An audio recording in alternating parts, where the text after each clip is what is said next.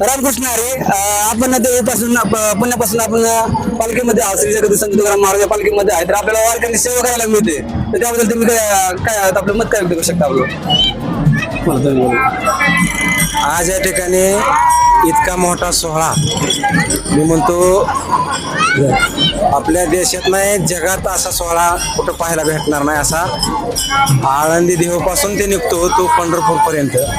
आणि वारे बंदोबस्त म्हणजे वारकऱ्यांसोबत सेवा करायला भेटते.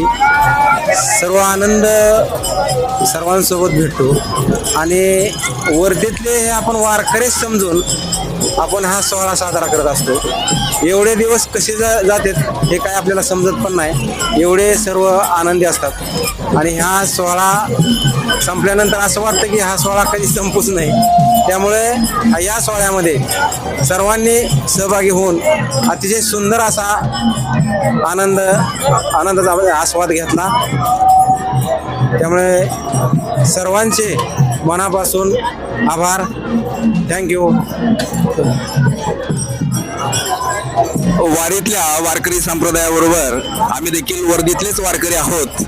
आणि वर्दीत ड्युटी करत असताना किंवा वारकऱ्यांची सेवा करत असताना अनेक वेळेस बराचसा त्रास होतो, शारीरिक थकवा येतो. पण ज्यावेळेस माऊलींच्या पालखीजवळ जाईल यदा कदाचित लोकांची सेवा करण्यासाठी आम्ही सज्ज राहू तर तो थकवा कुठे निघून जातो हे देखील कळत नाही. दर दिवशी प्रत्येक जवान हा जोमाने कामाला लागत असतो आणि लोकांबरोबर वारीत चालत असतो, लोकांची सेवा करत असतो. काही ठिकाणी डायव्हर्शन पॉईंट असतात, त्या ठिकाणी लोक डायव्हर्शनचं काम करत असतात.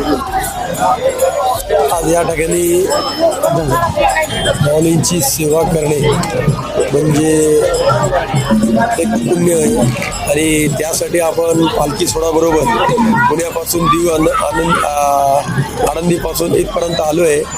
आणि त्यासाठी आपण जे वारकरी बरोबर सेवा करतोय आणि वर्दीधारक संघटना आहेत आणि यांनी सर्व वर्दीधारक संघटनांनी व्यवस्थित सेवा केलेली आहे.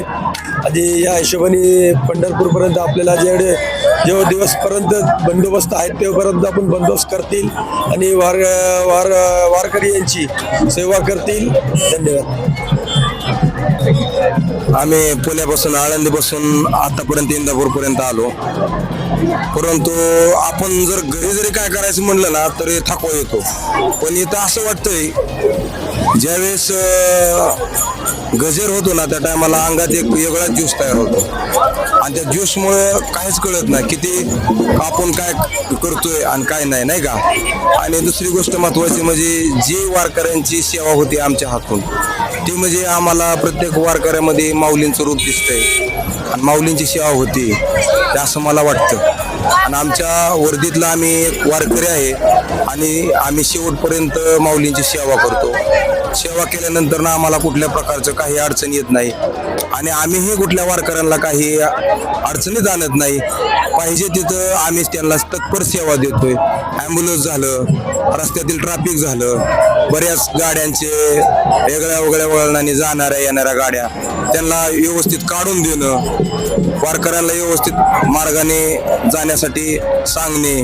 माऊली हा शब्द तोंडातून आमच्या घरी गेल्यावर निघत नाही, पण इथं माऊलीशिवाय दुसरा शब्द सुचतच नाही, नाही का.